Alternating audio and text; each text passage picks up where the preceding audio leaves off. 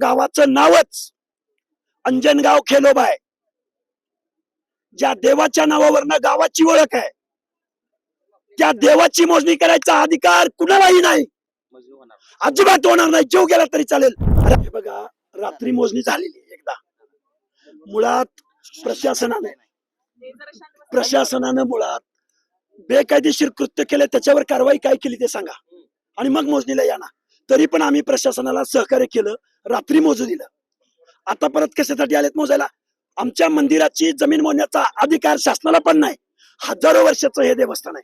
त्यावेळी इंग्रजांचं पण काय रेकॉर्ड नव्हतं. हजारो वर्षापासून हे खेलोबाचं मंदिर आहे. चार राज्यातल्या धनगर समाजाचं हे आराध्य दैवत आहे. तुम्ही मंदिराच्या गाभाऱ्यात जाऊन मोजणी करताय. आमच्या मंदिराला काही पावित्र्य नाही? आमच्या देवाबद्दल काय असतायत की नाही? तुम्ही रात्रीच्या 12 वाजता मोजणी करताय. मुख्यमंत्री महोदय, हा काय आहे?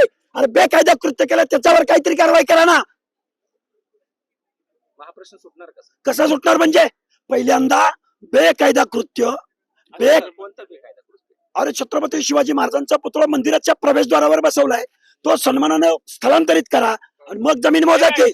आणि जमीन मोजायला रात्री 12 वाजता येणाऱ्यांनी हे ठरवायला पाहिजे होतं. पुतळा बसायच्या अगोदर जमीन मोजली तुम्ही? कुठे गेला होता? पुतळा बसल्यावर जमीन मोजून आमच्या मंदिरावर येतं काय?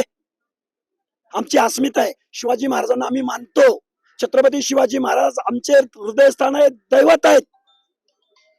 आम्हाला वेदना होत आहेत हे आंदोलन करताना. हजारो वर्षाची परंपरा आहे आमच्या दैवताची, खेळोबाची. इथं परांडे बाबा आमचे बसलेले आहेत. पट्टण कडोलीची यात्रा जगभर प्रसिद्ध आहे.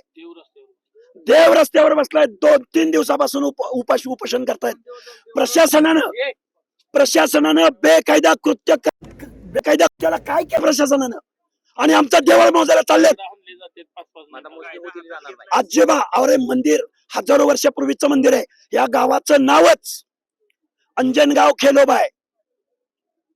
ज्या देवाच्या नावावरनं गावाची ओळख आहे, त्या देवाची मोजणी करायचा अधिकार कुणालाही नाही, अजिबात होणार नाही. जीव गेला तरी चालेल. अरे आमच्या दैवताला काही किंमत आहे का नाही? करा ना मोजण्या मोठ्या मोठ्या दैवतांच्या. करू शकता तुम्ही?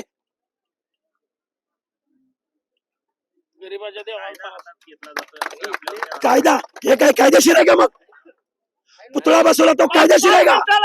दगडा हल्ली जात आहे, शिवीगाळ केली जाते, आम्ही काय हातात घेतो? आम्ही शांततेने आमचा देव इथं बसलाय. आम्ही कुठेही कायदा हातात घेतलेला नाही. धनगर समाजाच्या आंदोलकांनी पोलिसांना त्रास दिला नाही. अजिबात पोलिसांना धनगर समाजाच्या आंदोलकांनी त्रास दिलेला नाही. आमचा देव रस्त्यावरती बसलाय. अरे कायदा हातात कुणी घेतलाय? आमच्या इथं आणून तुम्ही अपरात्री प्रत्यक्ष छत्रपती शिवाजी महाराज बसवता. अरे धनाच्या धनगर आहोत आम्ही, दानशूर आहोत. या देशाची संसद भवन आमच्या धनगराच्या जमिनीवर आहे. इतके दानशूर आहे आम्ही. तुम्ही गोडी गुलाबी न मागितले असतं तर आम्ही 10 गुंठे दान दिले असते. हे धनाचे धनगर आहोत. आमचा देव रस्त्यावरती बसलाय आणि तुम्ही 5-5 मिनिटाला दगडफेक करताय. आमच्या नेत्याला नाव घेऊन शिव्या देताय. अरे प्रशासनाला दगडफेक करताय. हे चाललंय काय?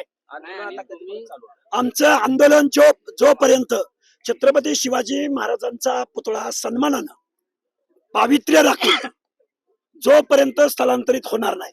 गेले 3 दिवस प्रशासनाचा अनुभव आम्हाला वाईट आहे.